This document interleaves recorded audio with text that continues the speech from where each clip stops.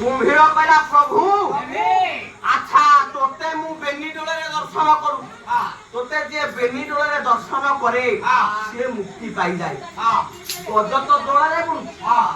ଥୋଡ଼ ଚାକିର ଉପରେ ଦେଖାଯାଉ ତାହେଲେ ଆଗ ମୁକ୍ତି ମୁଁ ପାଇଲି ତାପରେ ଗଜ ମୁକ୍ତି ପାଇବ ତିନିଟା ପ୍ରଶ୍ନର ଉତ୍ତର ଦେଲେ ମତେ ମାରିବେ ବିନା କାରଣରେ ମତେ ମାରି ପାରିବେ ନାହିଁ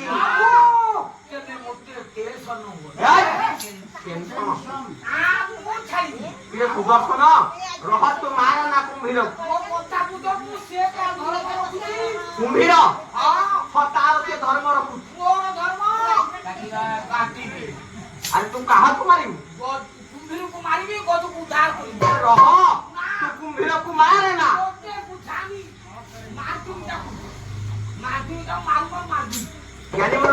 ସୁଦର୍ଶନ ଚକ୍ର ଚିନ୍ତା କଲା କହିଲା କୁମ୍ଭୀର ତାର ଧର୍ମ ରଖୁଛି ହେଲେ ମୋ ପ୍ରଭୁର ନିର୍ଦ୍ଦେଶ ଥିଲା କୁମ୍ଭୀରର ଗଳାକୁ ଛେଦନ କରିବା ପାଇଁ ହେଲେ ପ୍ରଭୁର ଗଳାକୁ କୁମ୍ଭୀରର ଗଳାକୁ ମୁଁ ଛେଦନ କରିପାରି ନାହିଁ ଏଇ କଥାକୁ ବାପା ମନରେ ବିଚାର କରି ପ୍ରଭୁଙ୍କ ହସ୍ତରୁ ଯାଇ ସେଦିନ ସୁଦର୍ଶନ କୁମ୍ଭୀର ଗଳାକୁ ଛେଦନ କରିଦେବା ସେଦିନ କୁମ୍ଭୀର କଥା ମୁଣ୍ଡ କଥା କହିଲା ଖାଲି ରସ୍କତ ବୁଝେ ଖାଲି ରସ୍କତ ବୁଝିଲା ଖାଲି ରସ୍କତ କୋଟା ରକ୍ତ ବ୍ଲଡ ଓ ମାଇ ଲର୍ଡ କୁମ୍ଭୀର କହିଲା ପ୍ରଭୁ ବିନା କାରଣରେ ମତେ ମାରିଦେଲେ ମୋର ଦୋଷ ନ ଖାଇ ମତେ ମାରିଲେ ମୋର ଦୋଷ କଣ ଅପରାଧ କଣ କୁହନ୍ତୁ ପ୍ରଭୁ ଆଉ ବାବୁ ସତ୍ୟ ଯୁଗରେ ଗୋଟେ କଟା ମୁଣ୍ଡ କଥା କହିଛି ପ୍ରେତ ଯୁଗରେ ଗୋଟେ କଟା ମୁଣ୍ଡ କଥା କହିଛି ଗୋଟେ କଟା ମୁଣ୍ଡ କଥା କହିଛି ଯୁଗରେ ଗୋଟେ କଟା ମୁଣ୍ଡ କଥା କହିବ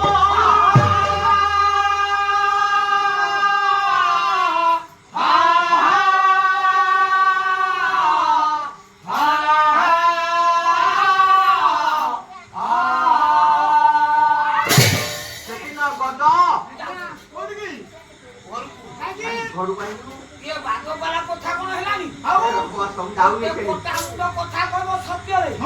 ଗୋଟେ ପ୍ରେତୟା ଗୋଟେ ଦ୍ୱାପର ଗୋଟେ କଳି ନୂଆ ବୋଉରେ ମୋ ଭାତା ନିଲଜ ବେହିଆ ଥୋବରା ଗୋଧିମୁଆ ନିଲଜ ବେହିଆ ଥୋବରା ଗୋଧିମୁଆ ତମେ ମୋ ଗାଁ ପାଖ ନିଲଜ ବେହିଆ ଥୋବରା କହିବନି ପ୍ରଥମରୁ ଆସିଲା ବେଳକୁ ପାଲା କରେଇ ଦଉନୁ ମତେ କେମିତି କହି ମୁଁ ଆଉ ପାଲାକୁ ଆସିବି ତୁ ପାଲାକୁ ଆସିବୁ କାଳୁ ବାବୁ ଆଜ୍ଞା ତୁ ପାଲାକୁ କାହିଁ ଆସିବୁ ନାହିଁ ରଜ ହେଲା ମତେ କଥା ଦେଲୁ ମୁଁ ମନା କରୁଛୁ ଆସିବୁ ନାହିଁ ତମେ ଏମିତି ଆମ ଗାଁ ପାଲାକୁ ଯାଇଥିଲ ନିଲଜ ଥୋବରା ବେହିଆକୁ ବକିଆରୁ ମୋ ଗାଁ ମୋ ସ୍ତ୍ରୀ କହିଲା ଆଉ ପାଲାକୁ ଯାଉନି ତାପରେ ଯଦି ପାଲା ଲଗାଇବୁ କିରେ ତୁ କରିବୁ କଣ ଏବେ ଗୋଟେ ରାମନୀଳା ପାଟି କରୁଛି ବାବୁ ଆଜ୍ଞା ମାନେ ମୋ ଠାରୁ ବାହାରି ତୁ ରାମନୀଳା ପାଟି କରିବୁ କରିସାରିଛି ଆରେ ରାମନୀଳା ପାଟିରେ ତ 40-50 ଜଣ ଲୋକ ଦରକାର ସବୁ ମେମ୍ବର ଆମରି ଫ୍ୟାମିଲିରୁ ରାମନୀଳା ପାଟିରେ ସବୁ ମେମ୍ବର ତମ ଘରୁ ଆମରି ଘରୁ ଆଚ୍ଛା କେତେ ଜଣ ଲୋକଙ୍କ ନାଁ ମୁଁ ପଚାରୁଛି ପଚାରନ୍ତୁ ରାମନୀଳାରେ ମୁଖ୍ୟ ଚରିତ୍ରଙ୍କ ନାଁ ପଚାରୁ ଟେଲ୍ ମି ଆଚ୍ଛା ରାମନୀଳାରେ ରାବଣ ରୋଲ କିଏ କରୁଛି ରାବଣ ରୋଲ ମୋ ବୁଢାପା ବୁଢା ରୋଲ କେମିତି ତୁ ପଟା ପତ୍ର ସେ ବୁଢା ଏଇଭଳିଆ ଛାତି ବୁଢା ମେନ୍ ଦାୟିତ୍ୱ ବୋଲି ରାବ କହିବ ମାଇ ନେମ୍ ଇଜ୍ ରାବଣ ରନ୍ତୁ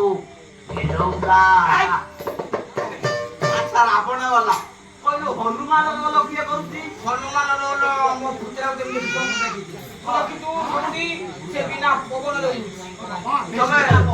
ତମେ ତ ଆମର ଦୌଡ଼ାର ହନୁମାନ ଆମର ନାହିଁ ଆମର ସେଇ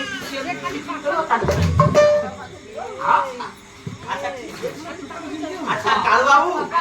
ଆଚ୍ଛା କହିଲୁ ମର୍ଯ୍ୟାଦା ପୁରୁଷୋତ୍ତମ ରାମ ରୋଲ କିଏ କରୁଛି ରାମ ରୋଲ ପଛରେ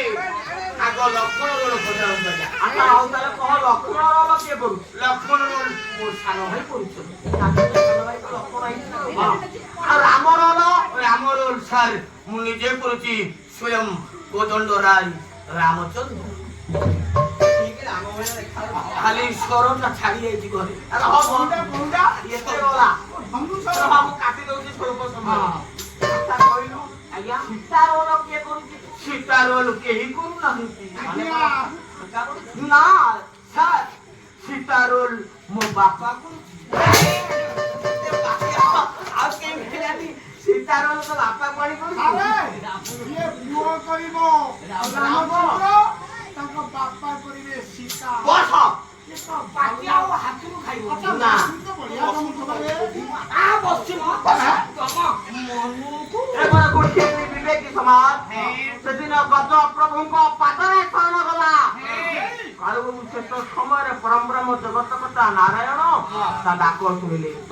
ସତ୍ୟ ଯୁଗରେ ଜଣେ ପ୍ରଭୁଙ୍କ ପାଦରେ ଶରଣ ଯାଇଛି ତାକୁ ରଖୁଛନ୍ତି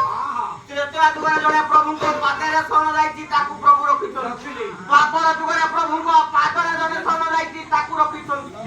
କଳି ଯୁଗରେ ଜଣେ ପ୍ରଭୁଙ୍କ ପାଦରେ ଶରଣ ଯିବ ସେ ମୁକ୍ତି ପାଇବ କାଳୁ ବାବୁ ଆଜ୍ଞା ସତ୍ୟ ଯୁଗରେ ଜଣେ ପ୍ରଭୁଙ୍କ ପାଦରେ ଶରଣ ଯାଇଛି ସେ କଣ କିଏ ସିଏ ମୁକ୍ତି ପାଇବ